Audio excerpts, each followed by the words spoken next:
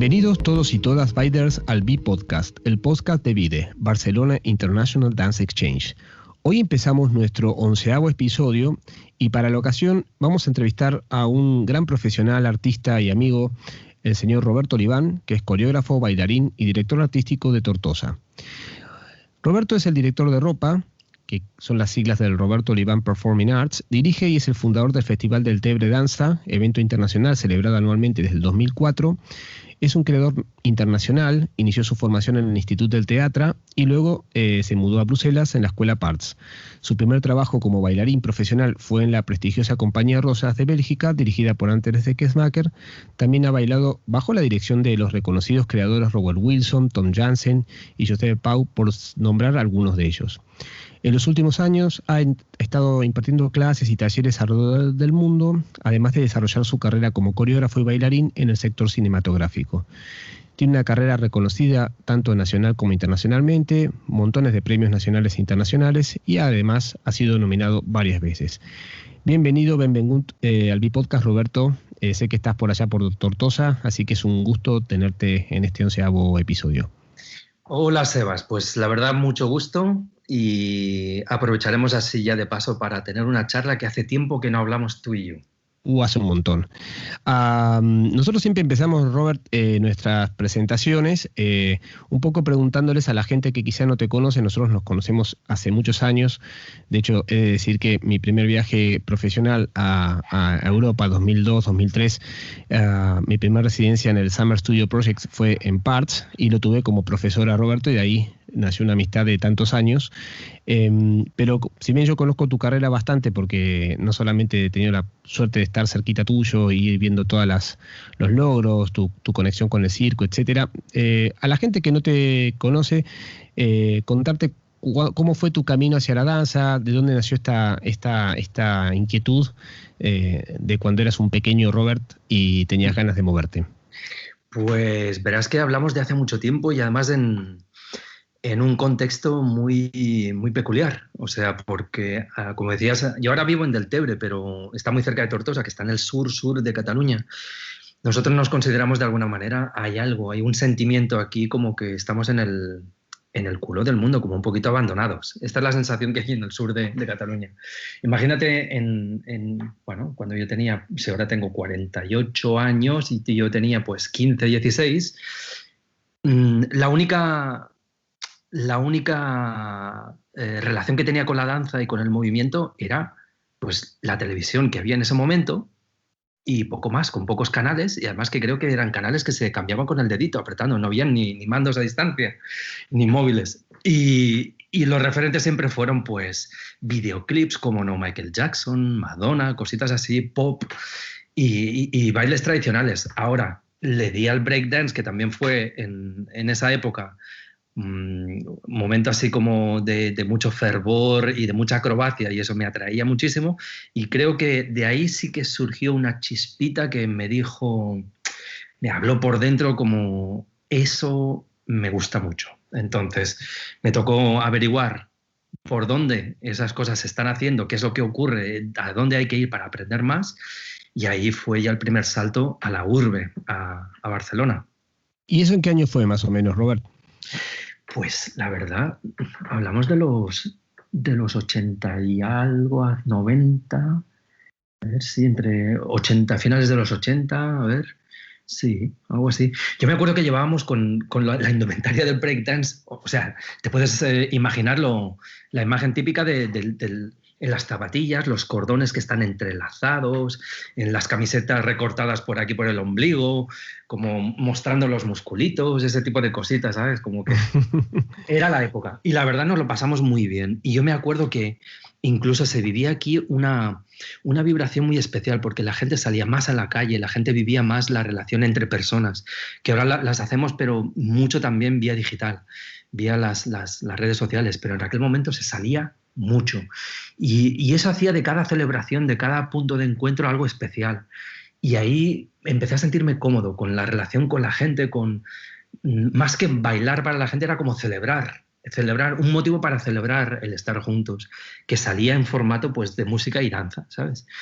Y ese punto creo que no lo dejé de lado nunca en la vida, porque luego aprendiendo el contemporáneo, lo que tú me comentabas del circo, siempre he tenido como esa tendencia de querer volver a relacionarme mucho con la gente, a celebrar, a estar juntos, a llevar la danza contemporánea a un punto que sea no solo lo intelectual y así como un poquito más abstracto o más conceptual, sino llevarlo a un lugar un poquito más divertido a veces, un poquito loco. No sé si te acordarás del espectáculo de Farra, por ejemplo.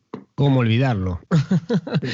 No, y aparte, yo la primera vez que te vi bailar, Robert, todavía no nos conocíamos en persona, fue en el año 99 que viniste con Rosas bueno, fuiste, porque vivía en Buenos Aires en esa época todavía, vinieron al Festival Internacional de Buenos Aires y vimos una pieza seminal de esa compañía que se llamaba Drumming, y en la cual vos tenías un protagonismo muy fuerte, ¿no?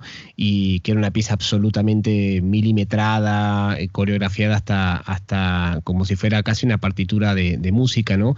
Y luego cuando te conocí en persona, que ya de Farra, que era, como vos bien decís, ¿no? Una celebración, no solamente por la historia que contaba y por lo que traían los bailarines contigo en la pieza en sí, sino también por la energía con la que empezaba básicamente en la calle o en el hall del teatro con todo el público, ¿no? Eso fue un poco una gran diferencia tuya como creador que como intérpretes, dijéramos, ¿no?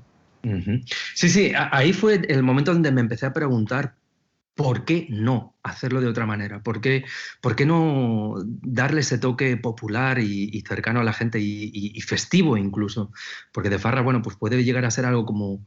Me acuerdo que intentamos dar como varias lecturas, como una que fuera obviamente la visual, en donde la danza entremezclaba diferentes disciplinas artísticas como, bueno, estilos, como que la danza tradicional de Eslovaquia tenía algo que ver con el breakdance, pero también con lo contemporáneo, un poco de circo y también darle un toque así medio gypsy, gitano. Pero sí que tenía otros niveles de lectura, como que en cualquier celebración hay historias de la gente y ahí sí que entramos pues hurgando un poco en las emociones de cada persona y salieron temas bastante interesantes. Claro. Y bueno, y volviendo un poquito para atrás esto que decías, ¿no? Venir de la danza urbana, que es un poco también las raíces que yo tengo, ¿no? Viniendo de las danzas urbanas o las artes marciales. ¿Cómo fue tu salto a la academia, ¿no? Pasaste a estudiar en el Instituto del Teatro y luego unos años te fuiste para Bruselas. ¿Cómo fue digamos, esa parte a involucrarte con un nuevo lenguaje? ¿Cómo fue tus inicios en el estudio académico?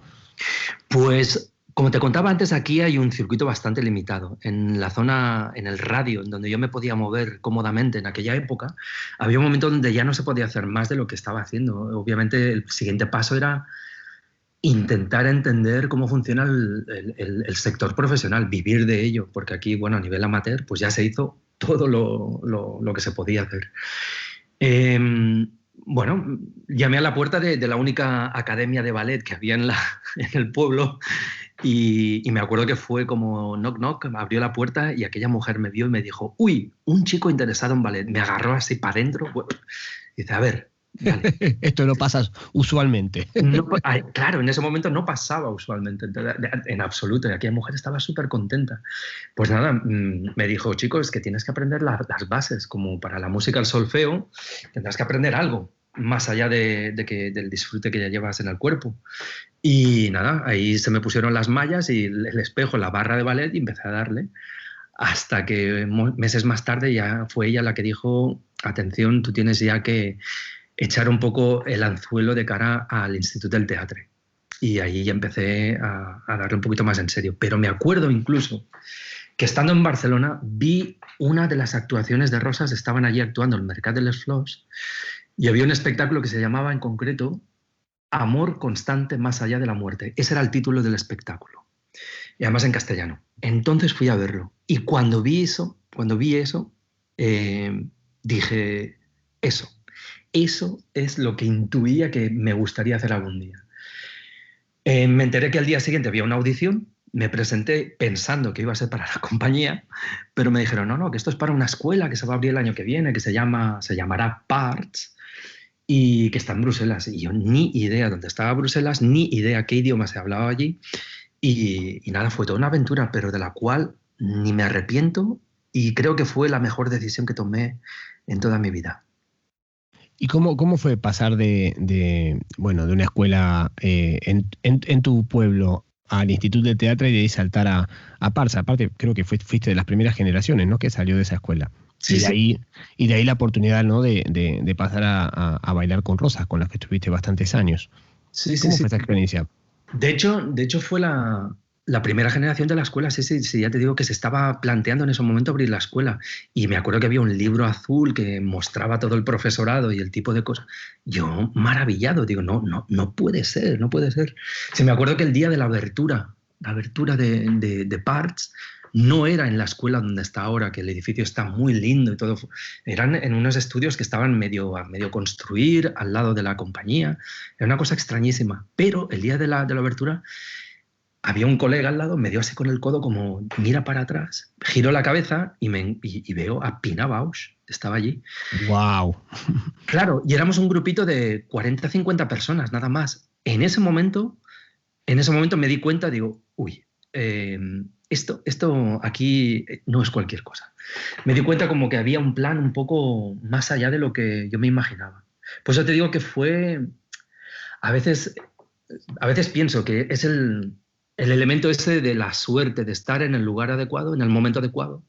O quizás es que el impulso te llevó a estar allí, no sé, pero la verdad es que eso me metió en el circuito adecuado, en el momento en que Bruselas estaba vibrando, que no digo que no deje de vibrar porque aún sigue vibrando, pero en aquel momento había un aire como se notaba que había mucha explosión por muchos lados diferentes. Y claro, me refiero a que Rosas estaba en activo, Van de Keibus estaba súper activo, estaba también por ahí Alain Platel, que a partir de ahí después surgió toda la gente de como Sidi Larbi o el Kun Agosteinen, también estaba Meg Stewart, es que había mucha gente en ese momento y la sensación de que había espacio, dinero y posibilidades para todo el mundo. Esa es la sensación que había en ese momento. Sí, totalmente. De hecho, fue lo que yo sentí la primera vez que llegué a Bruselas un poquito después, ¿no? Como que todo era posible y además a toda esta gente que estás nombrando te la podías contar en un bar o en una fiesta, no eran personas inaccesibles, ¿no? Sino que había como, bueno, mucho dinamismo, ¿no? En las relaciones, en los vínculos y en la posibilidad de colaborar. También creo que, ¿no?, estás nombrando algo muy importante.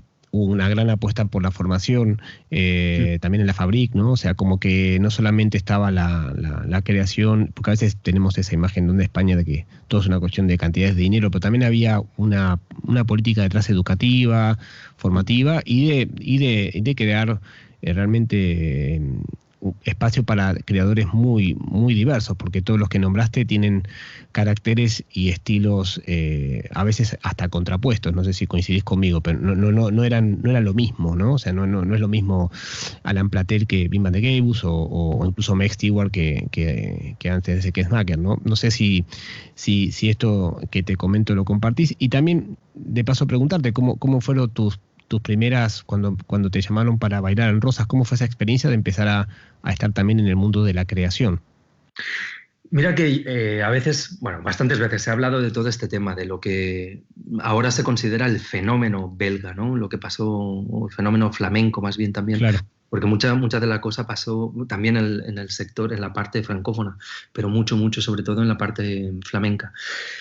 Es verdad que lo curioso era la convivencia, la coexistencia entre tanto artista tan dispar en un lugar relativamente pequeño, porque no es un país tan grande. Pero me hizo ver y entender como que a esa gente les dan para desayunar algo especial que los hace muy creativos o que les hace ser muy curiosos porque luego lo podías ver en todo, incluso en la arquitectura, en el teatro, en la música, en todo. Se veía como que había una innovación innata en ellos, es como que innovar era parte de lo normal. Y cuando mi plan era ir para allá, porque yo decía, bueno, voy a ir un año y regreso, y me quedé 15 años. O sea, el gancho fue severo, fue duro, porque era imposible salir de ahí, porque era todo demasiado interesante. Estando en la escuela, salieron entonces las audiciones para la compañía de Rosas en ese momento. Me acuerdo, llevaba un año y medio en la escuela. Y sí, en ese momento fue, bueno, ahora sí vamos a hacer audiciones. Y ahora sí, cuando yo dije, ahora voy a probarlo a ver qué tal. Y éramos 600 personas en la audición. 600. Wow. Era muy impresionante. En ese momento me acuerdo que ni pensaba lo de conseguir un trabajo. Era tan solo estar ahí. Era agradecido, era aprender mucha gente, era ver tanta gente, como a mí me costó tanto salir de aquí a nivel de esfuerzo y a nivel de ir contra marea, contra muchos pensamientos y maneras de ver la vida, y llegar ahí y ver que había tanta gente que su vida era la danza, bailar, me causaba mucho respeto, mucho honor, una vibración muy linda de decir, joder, quizás toda esta gente de aquí, cada uno de ellos han pasado por el mismo problemón que yo tuve para salir de mi sector, quién sabe. Y me acuerdo, nos hacían pasar por grupos de 50 y al acabar la audición, pues bueno, fuimos seleccionados 6 personas. No me lo podía creer. Y nada, fue entrar en esa compañía en donde de repente te das cuenta que esa gente se tomaba todo este tema muy en serio. No era una cosa de ser amateur o hacerlo por gusto. No. Es que ahí hay gente que entendía el arte de esa manera ideal que podamos imaginar, como que es parte vital, esencial de la vida humana. Y obviamente que eso se contagiaba entre la gente, esa energía, y cada ensayo, por muy duro que fuera, porque fue muy duro, la verdad, fue muy pesado, lo hacías con mucho placer. Y bueno, y tú conociste a todo el elenco que estábamos en ese momento, y era gente maravillosa. O sea que aparte de trabajar... Sí, totalmente. Por eso digo que al estar tomando clases con casi todos ustedes en el Summer Studio Project, que es un programa que tiene Rosas, no sé si lo sigue teniendo Parts a día de hoy, pero que era para poder hacer residencias utilizando la escuela en el verano, ¿no? Que no hay nadie, y en las mañanas había clases gratuitas para todos los residentes y gente de la comunidad de danza con todos ustedes, lo cual era un placer. Y estaba Martín, bueno, toda la banda de los eslovacos, que algunos todavía estaban estudiando en Parts también. Sí. Y siempre esto, como fue contigo, ¿no? Sentarnos, hacemos un café, sí, claro, ¿no? Nada de divismos ni mucho menos. Eso también hace que, ¿no? que te anime más, ¿no? A conocerlos, a preguntarles y a aprender de ustedes. Sí. No, eso es verdad lo que tú dices. A mí me giró un poco también el cerebro ver ese tipo de cosas, de esa proximidad entre la gente, que es verdad que salías en los cafés, bueno, en el centro habían 4 o 5 lugares clave donde sabes que se juntaban los bailarines, pero bueno, irte al bar y estar por ahí Bim Bam de Cables y saludarlo y hablar con él era totalmente, absolutamente normal y viable. Y es verdad que no había esa cosita así como elitista, y eso me gustó mucho, la verdad. Me gustó mucho. Bueno, ¿y cómo fue tu experiencia? Porque también en la medida que empezaste a hacer repertorio con Rosas, con varias de sus piezas seminales, ¿no? Yo no me Drumming, pero hay varias más. ¿Cómo fue eso que también te invitó a crear? Porque te podías haber quedado como intérprete, pero como decís vos, esta curiosidad que tenés desde pequeño siempre te ha alimentado a querer contar cosas, decir cosas desde tu bagaje, tu lenguaje y tu historia. ¿Cómo fue ese despertar de el Roberto coreógrafo dentro de todo este contexto que nos estás compartiendo? Pues la verdad es que era una cosa que ya tenía clara desde el principio. Era una cosa como que ya... Uy, perdón, voy a quitar este sonidito. El tema es que cuando ya salí de aquí, el mundo de la creación me interesaba, pero obviamente no tenía ni conocimientos profundos ni sabía cómo exactamente hacerlo, pero había como esa creatividad constante. Entendí que quería ser intérprete, quería pasar por esa etapa de mi vida. Y entendí que en ese momento, cuando fui aceptado para trabajar en esa compañía, debía aceptarlo y pasar, o sea, absorber el máximo de conocimientos pasando por ahí, por ese gran momento.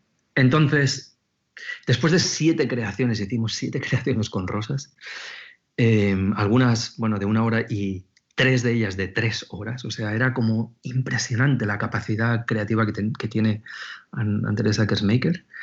Llegó un momento que yo ya sentía, bueno, ya está, yo creo que he cumplido ya mi sueño como bailarín, como intérprete, y me gustaría ahora empezar a crear. Esa parte fue un poco dura porque estaba en una situación muy cómoda, muy buena, en el sentido como que lo único que tenía que hacer era bailar y ya. Y tenías como todas esas giras de todo un año por todo el planeta. Era una cosa bastante impresionante. Pero todo el mundo sentimos como que hay un momento que has de pasar página. Venga, siguiente etapa. Claro. Y hacia el 2001 fue eso. Llegó el momento que dije, ya, bueno. Y ahí empezamos el viaje creativo. Y ahí hiciste tu primer solo, ¿no? Del cual aparte colaboraste con otro gran amigo en común que tenemos, que es Ramón Balaguer. Contanos un poco cómo fue esa primera experiencia de esta pieza en que lo usaban, no sé si una tonelada de arena, no me acuerdo cuánto, pero que era un montón, ¿no? ¿Cómo fue tu salida de estar trabajando con ese nivel de intensidad, con giras por todo el mundo, a crear tu primer pieza? De hecho, la primera que hice en el 2001 fue un cuarteto que se llama Natural Strange Days. Eso fue verdad, perdón, me salté ese, sí, que lo viniste a bailar aquí al Spy, ¿no? De danza. Creo que también te vi, todavía no nos conocíamos en el 2002 o por ahí, me parece, que eran dos intérpretes femeninas, vos y Martin, ¿no? Sí, éramos 4, sí. Estaba Sandra, estaba Kasia de Polonia, Sandra Sales, que es catalana, y luego Martin y yo. Sí, y estuvimos bailando ciertamente en l'Espai, que era una sala preciosa que había en Gracia, en Barcelona, y ya que la tiraron, supongo que construyeron, no sé, a lo mejor parking. Hoy es un parking, sí. Así va la cultura aquí. Yeah, no, esa parte es dolorosa, la verdad.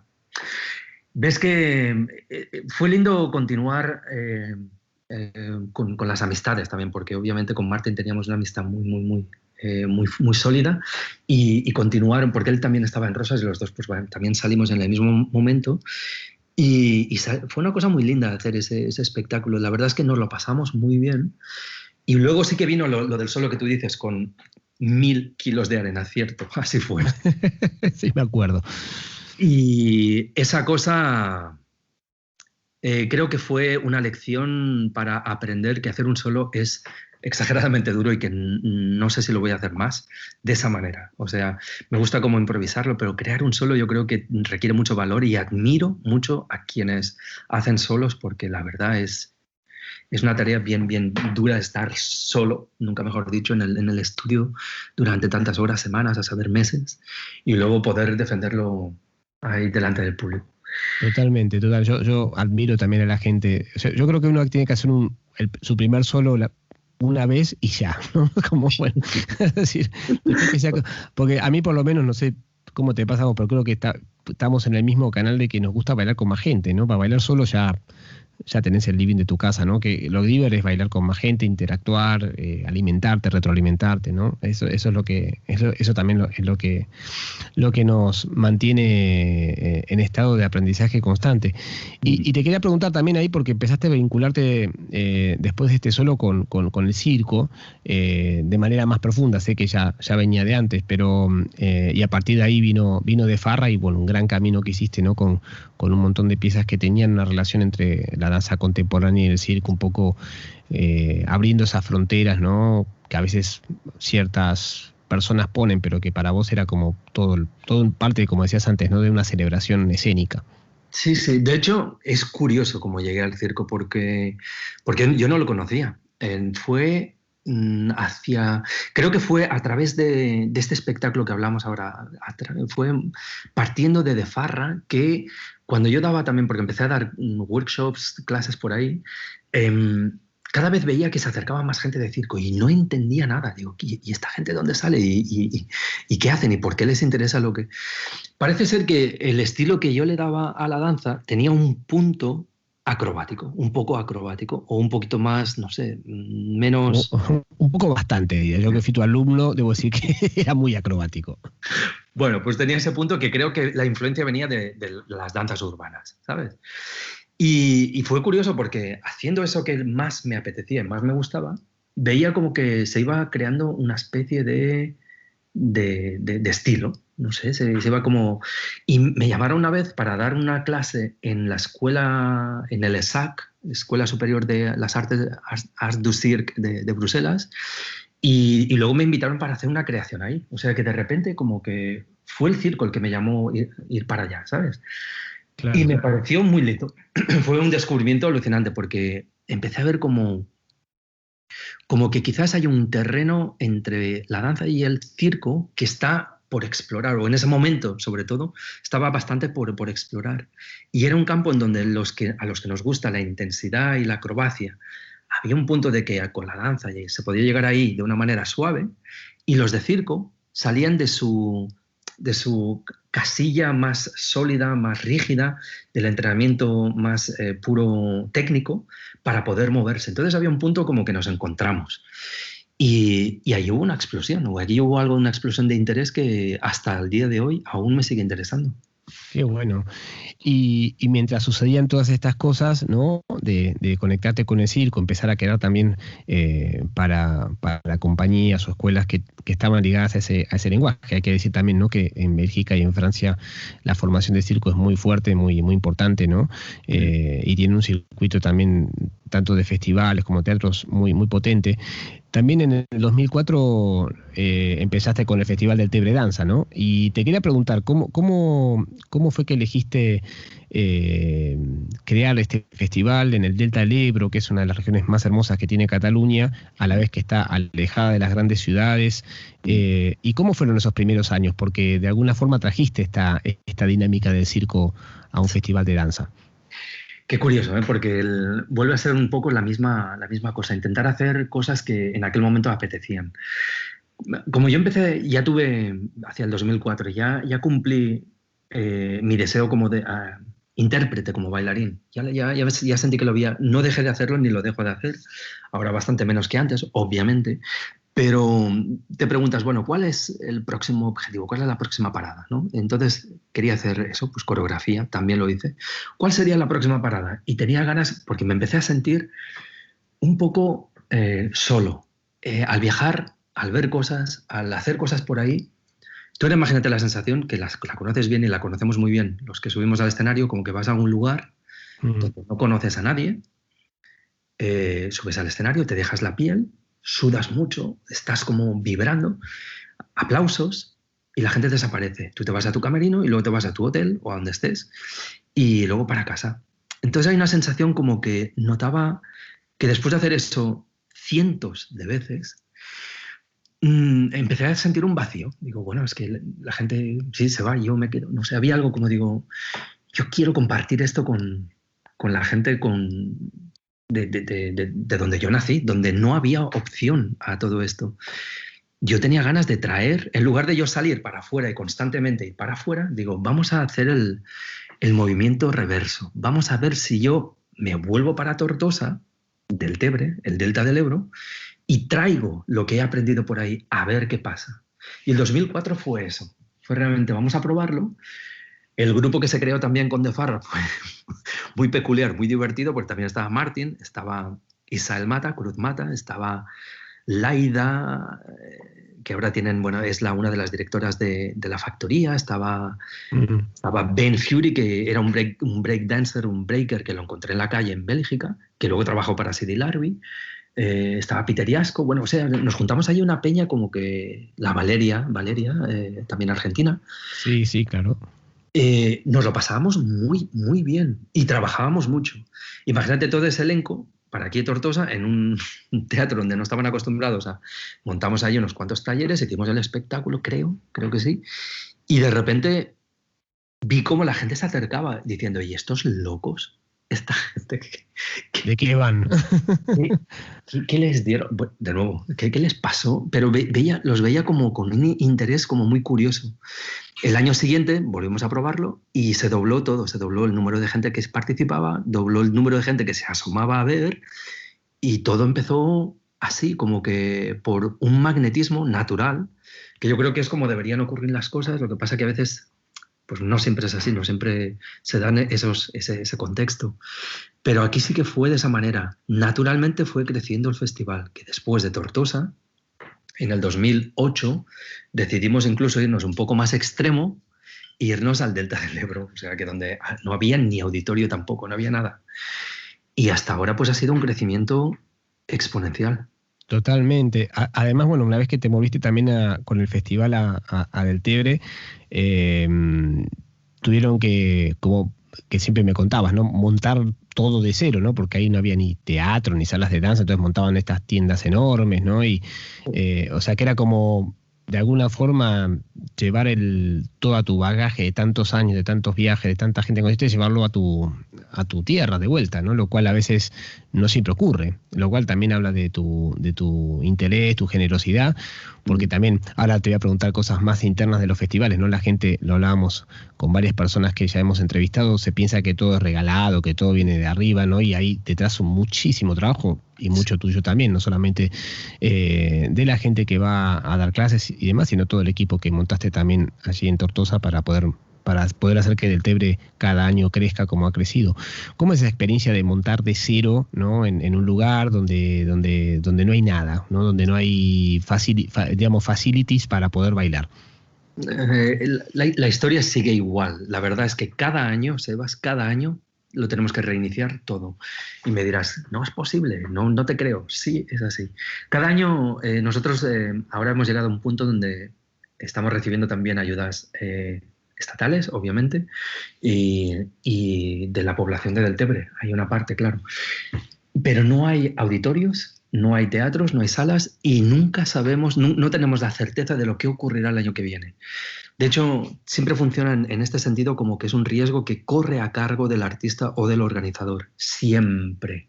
Por tanto, ahora sí estamos a punto, a un mes de organizar el Festival 2021 del Deltebre Danza, todo lo que hemos organizado y preparado durante el año pasado, aunque hubiera sido todo online y en modo COVID y todo eso, no tenemos la certeza de lo que es lo que ocurrirá. Aún no sabemos qué tipo de subvención vamos a recibir y eso es una realidad que hay que saber. Hay que saber. El trabajo que hay detrás es enorme, enorme con mayúsculas. Sí, totalmente. Y también, como decías, ¿no? La zona del Deltebre es una zona árida.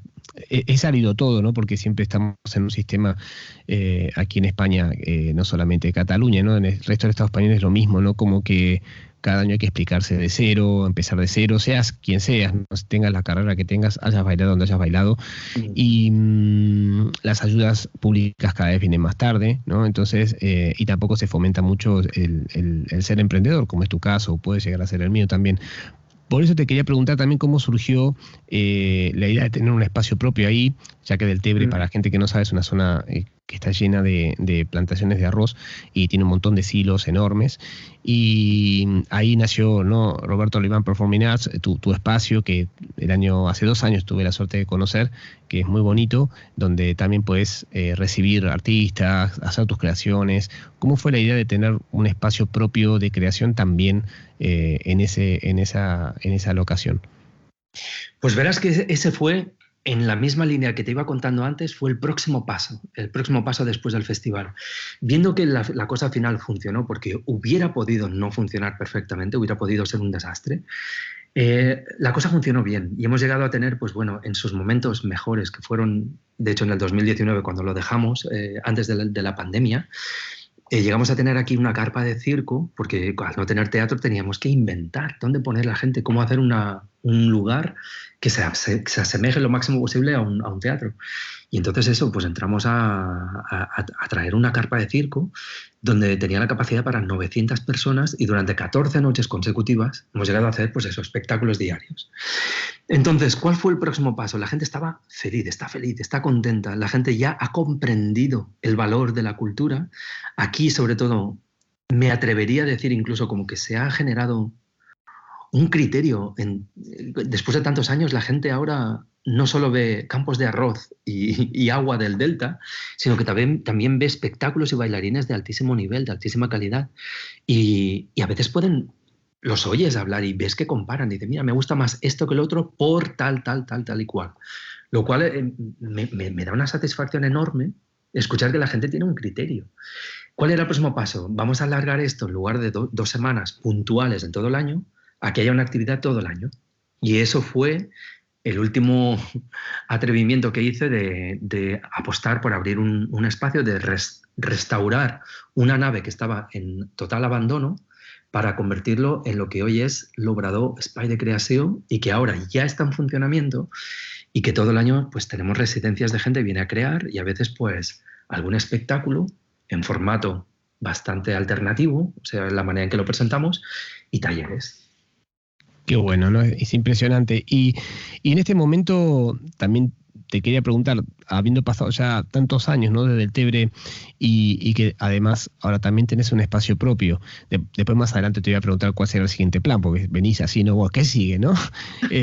Pero eso más hacia el final de la entrevista. Pero te quería preguntar, ¿qué te devolvió del Tebre a Roberto como persona, como creador, como ser, porque pusiste un montón, tanto vos como del resto del equipo con el que trabajás, pero también volvió hacia tu persona muchas cosas, porque van como 200 personas, ¿no? De 150, no sé, pero es mucha gente la que va a tomar clases, a ver performance, más la ciudad o de Tortosa que se mueve hasta ahí, más la misma gente que vive en el Tebre.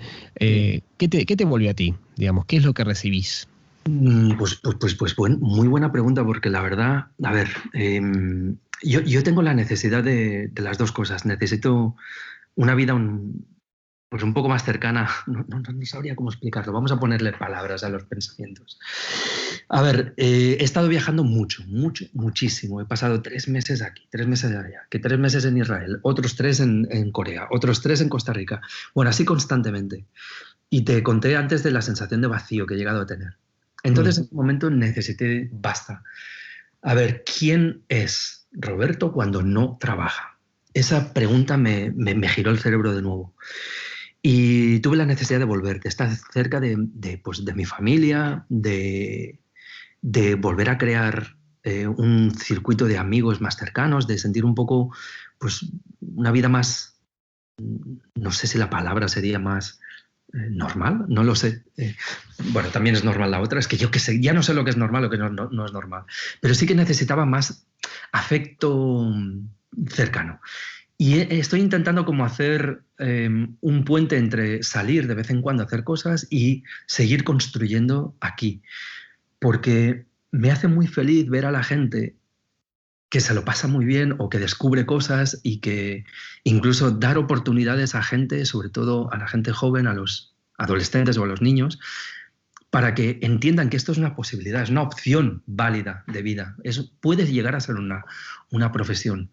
Y ahí es donde creo que cumplí un sueño de dar esa herramienta a la gente donde yo, en su lugar, cuando era joven, no la tenía. No sé si tiene sentido, Sebas. Pero... Sí, no, por supuesto, tiene que tener sentido sobre todo para ti, pero para nosotros que te estamos escuchando y yo que te conozco hace tantos años, creo que tiene mucho sentido porque de alguna forma todo esto que tiene que está relacionado con los viajes, ¿no? Con trabajar con tanta gente distinta, con tantas culturas y formas distintas, si bien tanto en tu caso como en las de otros que tenemos la suerte o teníamos la suerte de viajar hasta antes de la pandemia, te hace crecer, te hace ver que hay más de una manera de hacer las cosas, hay muchas, pero también como bien decías, ¿no? O sea, es todo para afuera, es todo dar, hacer, producir, y yo sé que sos muy, ¿no? Clavado cuando te pones a trabajar y a crear, entonces tiene total sentido esto que nos estás compartiendo de asentarte y decir, bueno, los viajes los puedo poner un poco más separados, pero siempre tengo un sitio donde volver y donde está mi familia, mis amigos, mis colegas, ¿no? Mi tierra, y eso al fin de cuentas es, por lo menos desde mi punto de vista, lo que más importa, que es estar más que hacer, ¿no? Más allá de que estamos en una cultura que está muy, muy atravesada porque somos porque hacemos y no hacemos porque somos, ¿no? Entonces, para mí tiene totalmente sentido. Y en esa línea te quería preguntar, nombraste, y también a veces de mi lado, ¿no? El tema de la pandemia, ¿cómo transformó para ustedes, sobre todo porque el año pasado lo tenían casi todo organizado, ¿no? Y tuvieron que suspenderlo al último momento, como nos pasó a muchos de nosotros? ¿Cómo impactó en todas estas actividades que estaba generando esta situación que llegó para poner todo patas para arriba? A ver, fue obviamente un drama muy serio, porque a varios niveles. Piensa que con la complejidad a la que a la que hemos llegado ahora con el festival, y hay un equipo interno detrás y no solo es el deseo de luchar, de preparar cosas para luego verlas en acción. Era un deseo que es muy doloroso cuando te lo impiden y no puedes hacerlo, sino también estamos hablando a nivel empresario, también, o sea, el festival también, bueno, tiene una gente que mantener, que, bueno, hablamos de gente de comunicación, gente de producción, que sí, técnicos, claro, al final es una rueda bastante potente. Y a ese nivel ha sido muy duro la parada del año pasado.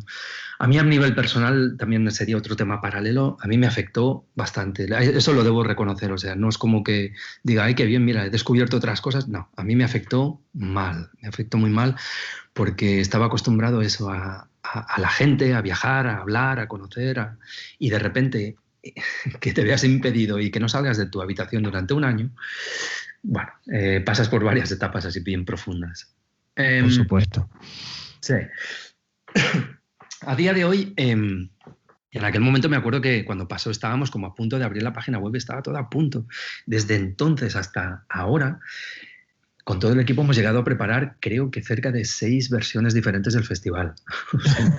Sí, la creatividad ahora está en eso, ¿no? En el cómo. No, eso fue en plan, bueno, Qué esto fuerte. Vamos a probarlo otro. Y ahora estamos en la realidad que en este próximo julio, a donde hemos llegado es a la conclusión de que si todo continúa como continúa hasta ahora, podremos hacer una versión bastante austera, simple de lo que es el festival, ahí donde lo dejamos, y quizás que nos lleve a lo que fue hace 10 años atrás, ¿sabes? Entonces va a ser como que los workshops, los talleres van a existir, van a estar ahí, el nivel va a estar igualmente, pero no habrá carpa de circo, no habrán espectáculos cada noche y ese tipo de cosas. Lo cual, a ver, vamos a intentar ver la parte positiva. Y dices, pues bueno, vamos a simplificarlo todo y vamos a reorganizarlo. Porque a día de hoy creo que hay que repensar muchas cosas, hay muchas cosas que revisitar, porque los cambios, todo el mundo estará, supongo, de acuerdo que han sido muy rápidos y hay muchas cosas como que tienen otra forma y el mundo definitivamente no va a ser ahora ya igual que como lo dejamos en el marzo de 2019. No, para nada, para nada. Y este año ¿qué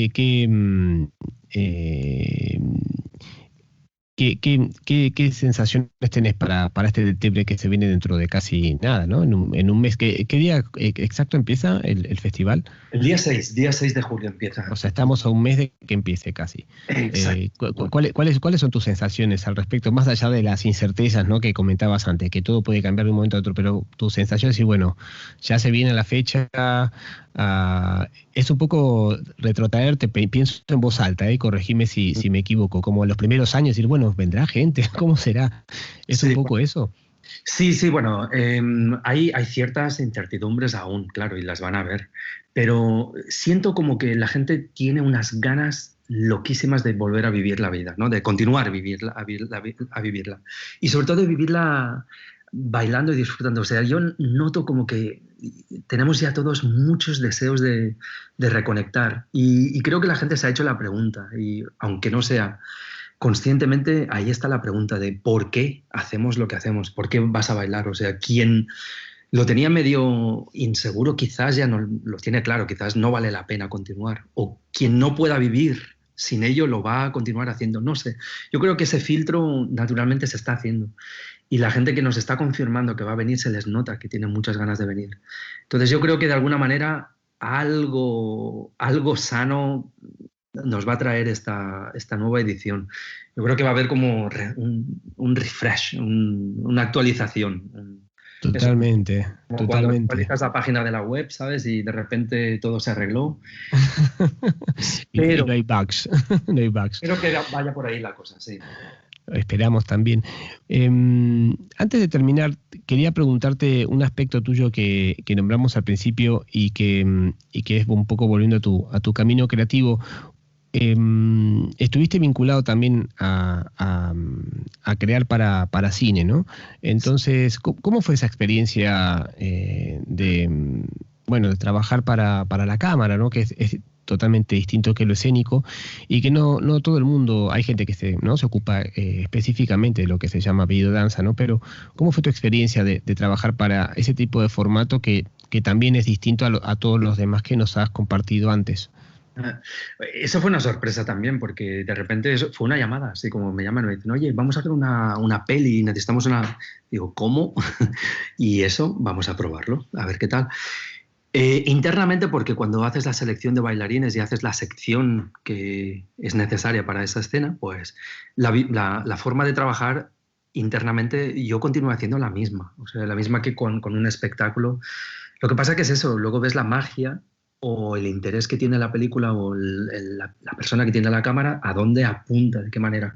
De este modo, el trabajo que yo viví no fue tal cual se entiende un trabajo para audiovisual para la danza, ¿sabes? En aquel momento como quería una coreografía y de ahí pillaron los momentos que buscaban. Pero sí que es cierto, Sebas, ahora que lo comentas, yo creo que una de las cosas que van a salir a raíz de todo lo que hemos vivido, de la necesidad de conectarse virtualmente, es que va a salir un nuevo tipo de formato específico para la cámara, lo cual está muy bien, está muy bien. O sea, vamos como a abrir las puertas hacia otro terreno.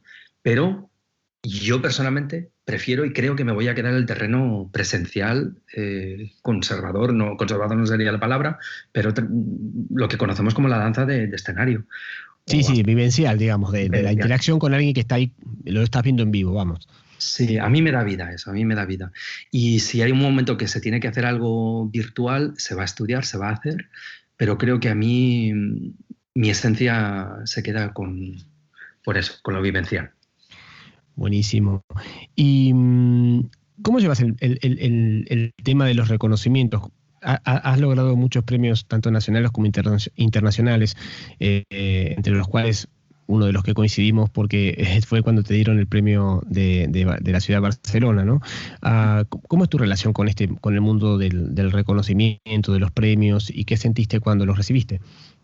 A ver, siempre se aprecia cuando se reconoce un trabajo, cuando has hecho algo y claramente. Sí. Pero a mí no me aporta, a ver, no creo que tenga que cambiar nada de la vida, ni la manera de ver las cosas, ni... No, me parece como muy bien, se agradece mucho, en aquel momento sobre todo, lo compartes con tu equipo, con la gente que lo ha hecho posible y continúas y punto, y ya. Yo creo que luego sí que es útil, si quieres ver la parte útil, pues a la hora de abrir un proyecto nuevo, cuando te preguntan, bueno, ¿y tú quién eres o qué has hecho? Digo, pues bueno, pues tengo este premio y esto. Te da un reconocimiento que está escrito en algún lado y que incluso le puedes traer el marco y que lo puedan ver, ¿sabes? O sea, llegas con los cuadros a la reunión. Sí, pero más allá de eso, pues nada, yo creo que se tiene que seguir siempre trabajando y ya está, punto. Por supuesto. Y para ir cerrando, te queremos preguntar cuáles son, además de la edición del Tebre dentro de un mes, cuáles son los próximos pasos, ¿qué viene en el mundo artístico y personal de Roberto en el futuro mediano, cercano? Pues esta es la pregunta más chunga que me puedas hacer. Ahora mismo sí que... Porque ahora mismo no sé nada. Ahora mismo estoy en un momento de necesito dar un paso para atrás. Un pasito para adelante, María, un pasito para atrás. Ya ves, ahora mismo necesito entender el mundo, la verdad. Ha cambiado todo demasiado rápido. Yo creo que aún nos tenemos que recomponer del susto que nos ha dado el COVID. No sé ahora en qué se ha quedado la cosa, no sé si a la gente aún le interesa la parte presencial, no sé si tiene sentido el teatro con el telón, la gente sentada a un lado, no sé muchas cosas, me lo estoy preguntando. Lo que sí sé es que el espacio de creación acaba de arrancar y tendrá futuro.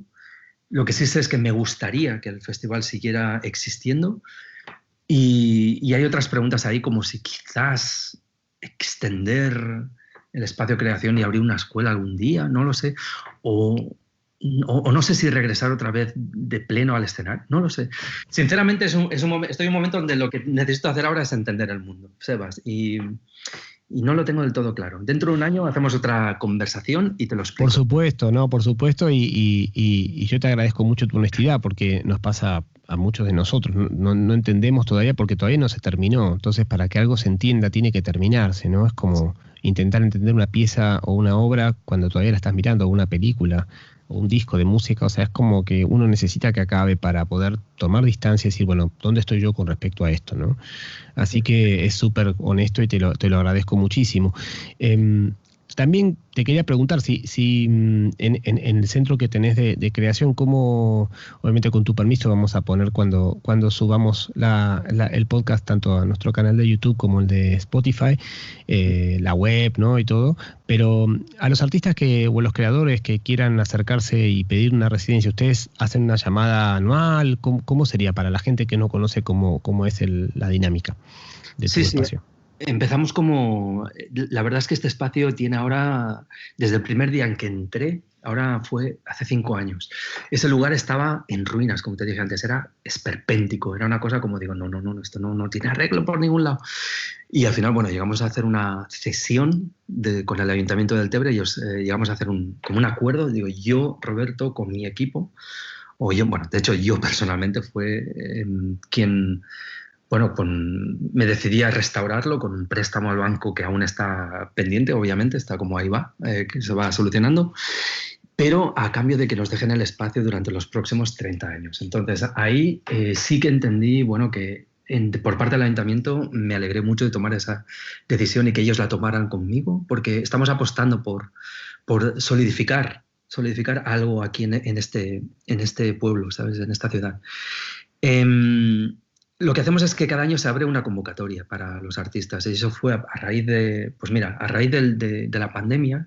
Quizás fue la única cosa buena que pasó y es que, bueno, aplicamos para entrar en la red de centros de creación y ahí estamos para poder dar opción, tiempo, espacio y a veces como incluso algún pequeño apoyo económico a algunas compañías, pocas, que yo quisiera que fuera más, pero eso con el tiempo iremos viendo.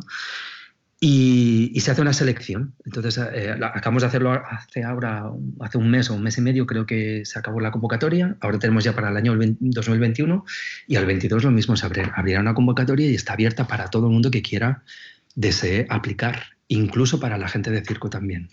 Qué bueno. Pues se escucharon, solamente es así de sencillo. Después, bueno, han de tener que interesar a tu proyecto, pero solamente es cuestión de acercarse, sí, aplicar y presentar un proyecto. Y bueno, volviendo a lo que te preguntaba antes, hay una de las cosas de las que nos queda por entender o te queda por entender que ya la tenés entendida, que vas a estar muchos años más llevando este espacio. Eso, sí, eso es un compromiso también y eso también es algo que está, ¿no? Es algo que es, ¿no?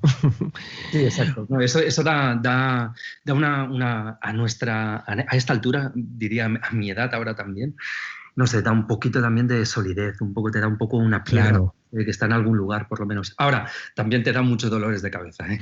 I know. No. Todo tiene su contrapeso. Correcto.